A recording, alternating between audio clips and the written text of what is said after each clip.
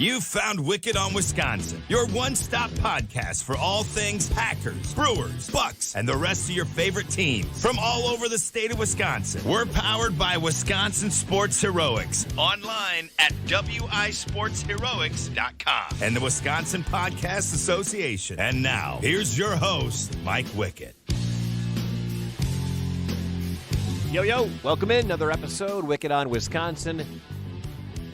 So it's the Packers bye week, and not going to get super in-depth on the Green Bay Packers during their bye week and preview their next opponent coming up, 10 days from now or whatever. But it is a good time to stop and pause and spend some time talking about the Packers at 9-3, coming off a win over the LA Rams, and then also to dip around. And I'll be honest, I don't spend a ton of time breaking everything down with the Milwaukee Bucks or the Brewers when football season is going on, but we'll touch on the Bucks and, got to put a quick stamp a little early on the Wisconsin Badgers season now that has come to an end in a way that I don't think a lot of people saw coming.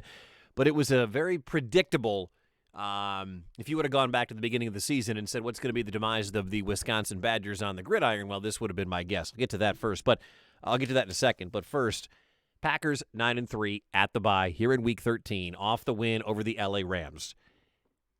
It is not me wearing the G, carrying the G, wearing it on my shirt right now. It is not me honking my green and gold pom-poms. It is not me sitting here with my Packers gear on, sitting with a picture of Lambeau Field behind me, saying this: the Green Bay Packers are the best team in the National Football League at 9-3. You can take your Mac Jones in New England, fine. You can have your Buffalo Bills. You can take Tampa, whatever, whoever the hell you want, that's fine. Give me this Green Bay Packers team, 9-3, 4-0 against the AFC West, and they're doing it not without guys or depth guys. They're doing it without Pro Bowlers. I think I said this on a podcast a couple weeks ago, but to take a team's left tackle and now their backup all-pro left tackle or Pro Bowl left tackle in Elton Jenkins, to not even have Zadarius Smith, to not even see Jair Alexander for the last, 5-6 weeks, whatever it is, to lose pieces left and right, to lose Aaron Jones, who is a top 5, top 7 running back in the National Football League, to lose all of these players and still find ways to win. It's a credit to Matt LaFleur. It's a credit to Joe Barry. It's a credit to Aaron freaking Rodgers to be able to get through all of these things, get to the bye week at 9-3. The NFC North is pretty much done. We all know that. And to do it with the depleted stars again, everybody has injuries. There are no excuses for any NFL team by the time we get to December, and that's where we are now. Today's the first day of December. Every team has injuries, from the East Coast to the West Coast, and everybody in between. Everybody's got injuries. But nobody is overcoming those injuries as well as the Green Bay Packers. Left tackle, pass rusher, number 1 DB, wide receivers, your number 1 tight end. They're doing it without these guys every single week, and they're still playing at a level where you look at them and say, that team can beat anybody. That team can win the Super Bowl. And it's a credit to Matt LaFleur. It's a credit to Joe Barry, and it's a credit to Aaron freaking Rodgers. It really is. I am just so amazed that we are getting to this point, and different guys are making plays. You had Sewell Douglas, who had the pick 6. Equanimous St. Brown, Alan Lazard, each guy's doing a little bit here and there. And how about my guy, A.J. Dillon, the sauce?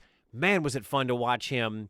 And whether or not, this is going to be a 1A, 1B thing like Matt LaFleur said a couple of days ago or whatever, I really enjoy it. I don't dislike Aaron Jones by any stretch. Like I said earlier, he's a top 5, top 7 running back in the NFL. But I loved seeing A.J. Dillon get carries like a number 1 running back, even with Aaron Jones able to play. And he is still not all the way back. He wasn't all the way back in that Rams game. He gave it a go. But to see the focus go to the sauce, go to Quadzilla, it made me so happy. And again, you know me, I pound on the desk and scream that Green Bay needs to run the football more, and they're just never going to do that. But this is a squad right here. This is a team right here that has a running game that can hammer the ball. I mean, he was abusing people, trucking people, running through people. late in that football game. And now that you got these cold weather games, at Lambeau Field and, in the rest of the regular season and hopefully deep into the playoffs, that dude is going to hurt some people in the third and fourth quarter with the impact. He's going to be running over some people who, maybe LA has to come back to Lambeau, and LA's not used to playing in Lambeau Field. Last year the playoff game wasn't terribly cold. It was cold, but it wasn't super cold. But having A.J. Dillon now in his second year, and they're using him out of the backfield, they're giving him the ball. I'd like to see him give him the ball at the 1-yard line more often, but that's another, podcast. I did that like last week and probably the week before and probably the week before. But I can confidently say that this team, in all phases of the game, except maybe Mason Crosby, in all phases of the game, this is the best team in the National Football League. From top to bottom, from offense, defense, special teams. Props to Brian Gutekunst for the players he has brought in, for he and Matt LaFleur landing on Joe Barry, for Aaron Rodgers gutting it out through this toe thing. This is the team that is the best in the National Football League. There is no doubt in my mind they are number one, and I don't do power rankings. I think power rankings are stupid. It's pointless. It's who do you like at that moment. I mean, I remember after 3 weeks, some people on national radio shows had the Dolphins or the Broncos as one of the top 5 teams in the NFL when they had played absolutely nobody. Now look where you would put the Broncos. They're trading away pieces. They're going to have a top 5, top 10 pick, whatever it is. Everybody was in love with Dallas 3 weeks ago. Now where do you put Dallas with McCarthy's got COVID, guys getting injured, Zeke looks tired. It's not quite the same team. Their defense has definitely cooled off. But I feel confident saying the Green Bay Packers are the number 1 team in the National Football League. So keep grinding. Enjoy the week off. We'll talk about next week's game next week. I do want to put a cap on the season for the Wisconsin Badgers. If I would have told you before the year began, the 12th ranked team in the nation in the preseason was going to go 8-4, finish second in the Big Ten West, you would have said that was a disappointing season. And I think you would have been right. I think it was a disappointing season for the Badgers if you look at expectations coming into the year. The Badgers are hampered by the same problem they are always going to be unless something changes. They have had this exact same problem for almost all of your life if you've been a lifelong Wisconsin Badger fan, except the Russell Wilson year. And that is they don't have an exceptional quarterback. I know there were times Mertz didn't turn the ball over in the month of November, and you're like, okay, maybe. But Graham Mertz, I don't know what his peak is. This may be his peak. Maybe his peak was week 1, start 1 against Illinois. But Graham Mertz, if he is not better in the offseason, you have to figure out what to do with your quarterback spot. Because when Minnesota says, hey, we don't think Mertz can beat us, and they were right. We're going to stack the box. We're not going to let Braylon Allen, the stud, talk about him in a second. We're not going to let that guy beat us. We're going to load it up and make Graham Mertz beat us. And Mertz can't. He's not good enough. We saw it in week 1 against Penn State. We saw it in week 12 against Minnesota. Graham Mertz is not good enough to win you football games. I don't know how you improve. I don't know how he gets better. I mean, this kid was a 4-star, 5-star kid coming out of Kansas. He was one of the guys that everybody was in on all across the country. Comes to Wisconsin, and he's holding this team back from getting better. I mean, Wisconsin's going to always have a pretty solid running game. More on Braylon Allen in a second. The defense was all worldly good, led by Leo Chanel. That dude is going to be an absolute stud. Hopefully he's back for his final year. But the quarterback play, once again, lets the team down, whether it's fumbles, picks, inaccuracy, taking sacks, whatever the case is. He's not horrible. Mertz is by no stretch horrible. But if Wisconsin is ever actually going to compete consistently for a Big Ten championship and and be a real threat, they're in the Big Ten title game a lot. A lot of it has to do because the West is so weak as compared to the Big Ten East. But they're never actually a threat to beat Ohio State. They're never a team where you're like, yep, they're going to get Ohio State. Or in this year's case, Michigan. They already got hammered by Michigan, and if they were to play again, it would probably happen. If Ohio State had beaten Michigan last weekend in Ann Arbor, I think they would have hammered Wisconsin as well. But I don't know. We'll never know about that one. It's because of quarterback play. They're not special at the quarterback spot, and you need to be special at the quarterback spot to not just be at the level Wisconsin is at. I know Badger fans are sick and tired of hearing, well, our goal is to get to a Big Ten championship. If that's your goal, then this was your team, and they had a chance, and it didn't happen, and they fell just short. But if you have higher expectations than just getting to a Big Ten championship, they need to make a change. And I don't know if it's the freshman, Deacon Hill, the kid from California. I mean, how about this for a shot in the dark? Why not go after Spencer Rattler? The kid at Oklahoma who was the Heisman favorite, had a terrible year. He gets benched. Now Lincoln Riley is out of Oklahoma. Rattler is going to need a place to go play college football. Can you catch lightning in a bottle with Rattler the way you did with Russell Wilson a decade ago? That would be cool for Wisconsin. Or do you have faith that you can make, does Chris have faith that he can make Graham Mertz the best quarterback in the Big Ten, or at least a top 2 quarterback in the Big Ten? I don't know if you can actually say that. Can you be better than the dude at Minnesota? I don't know if you can honestly say that Mertz is a better quarterback than the dude at Minnesota.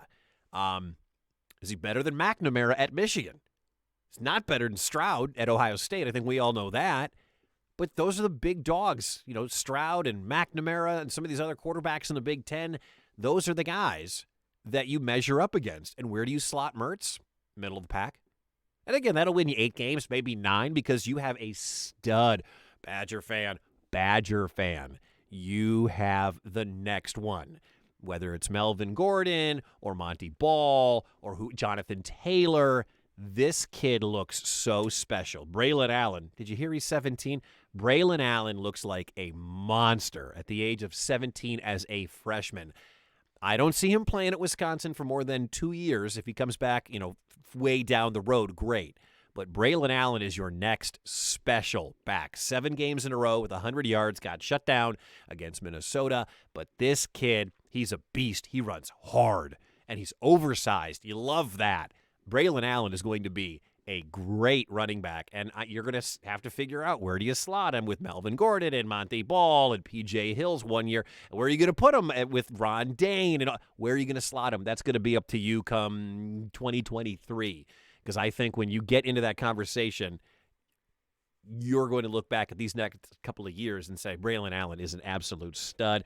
What's next for Wisconsin? 8-4, second of the Big Ten West. They'll know their fate coming up on Sunday for their bowl game. Yeah, my guess is it's going to be the same spot that maybe you have a timeshare at right around this time of year, right around the first of the year. Outback Bowl down in Orlando, the first bowl game in Florida. I mean, it's not a bad spot to go to. It's not the Capital One Bowl. It's obviously not any of the big bowls, but that's where they're probably going to wind up. That would be my best guess. They have a timeshare. They're there all the time. Quickly to the Bucks. Honestly, haven't spent much time on the podcast since I've been back talking about the Milwaukee Bucks, but I do want to get to them real quick. My guy Scott Grodzki, who does some TV up in Green Bay, covering the Milwaukee Bucks. Is it Green Bay? Oh, you know who Grodzki is. And he put out a stat that the Bucks were 6-0 after the big three were playing together, and Drew, Giannis, and Chris were actually playing together. And they started out very, very slow. Injuries and COVID and whatnot. And you know what? That's to be expected. But you get the big three together, and they were 6-0 when they played together. So what you're telling me is when the Bucks' 3 best players are playing together, the Bucks win basketball games. It's just that simple. And now they're sitting at, as I'm recording this, 13-8. They play tonight, 13-8, 2 games out of first place from Brooklyn. They've won 7 of their last 10. This team is on fire. They are on a run. This run could be huge. They could win 17 out of 20 or whatever it is to climb the Eastern Conference standings once again. And Giannis is doing Giannis stuff. 27, 12, and 6. You got Chris Middleton, who's now your all-time leader in three-pointers. Drew Holiday is as solid as Drew Holiday is. And if you read my story for Wisconsin Sports Heroics at wisportsheroics.com, I was all over the Grayson Allen acquisition. Big fan. Huge fan. I said, this guy is better than Dante DiVincenzo, and I still believe that.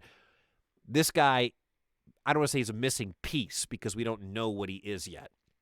But I do know this, at 7.5 three-pointers a game that he's putting up, he's hitting 42% of them. 42% from three. My guy Grayson Allen. I know the tripping and the bad attitude and the technicals and all that stuff, but that's behind him. Look what happens when you get him in a championship locker room. This guy is a huge piece. And I know there's still some questions about defense and missing PJ Hill and PJ Tucker, and what's going to happen when we get to the postseason. Dude, it's the first day of December. Let's worry about that the closer we get to the trade deadline and midseason acquisitions. And speaking of that, Bobby Portis is playing out of position at the center spot. He's done an admirable job, done a fine job, but that's not his spot. And Giannis isn't a 5 either. Brook is out. We don't know when Brook Lopez is going to be coming back, if at all. But the acquisition of DeMarcus Cousins is interesting. He's not the Boogie Cousins from 5-6 years ago who was a 25-12 guy. He's had so many injuries. I like the acquisition because it doesn't cost you anything. If he gives you 9 minutes a night off the bench in the middle, it gives Portis a rest. It's less time that Giannis has to spend down there getting banged around. I think it's a fine move to bring in DeMarcus Cousins, who I think is going to make his debut tonight. Again, I'm recording this at 2 o'clock in the afternoon on the first day of December. So as I get to it, as you maybe be listening to this the day after Boogie's debut or whatever, I'll talk about how he fits in down the road as we get through it. But the Bucks are beginning to roll.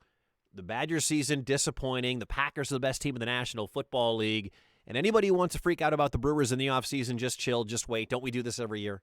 Don't you watch all these big money contracts, the Scherzer deal, and Correa's going to get paid, and Javi Baez with the Tigers getting a ton of money, and you're like, what about us? And what always happens? In Stearns, we trust.